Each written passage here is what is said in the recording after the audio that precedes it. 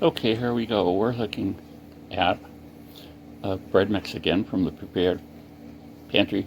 Today goes jalapeno and cheese gourmet bread mix. 2-pound capacity. It weighs 20 ounces. Very simple directions. Get water to a right temperature. Blah, blah, blah. Put in the bread machine. Blah, blah, blah. We have got 150 calories per slice if we slice it into 15 slices. It's got some sodium and, some of the other things bread has.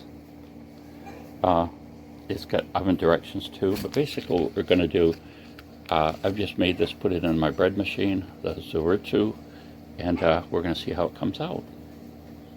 I really like their pumpernickel, Black Russian pumpernickel bread. And I'm thinking, I might get mixes once in a while from them, try them, and if there's something outstanding, maybe I'll try to duplicate it myself. I'll try, like the pumpernickel, I'm sure I'm going to get some of the ingredients I'm missing to make that. So we'll see what we get. So here's our finished jalapeno and cheese bread from Prepared Pantry.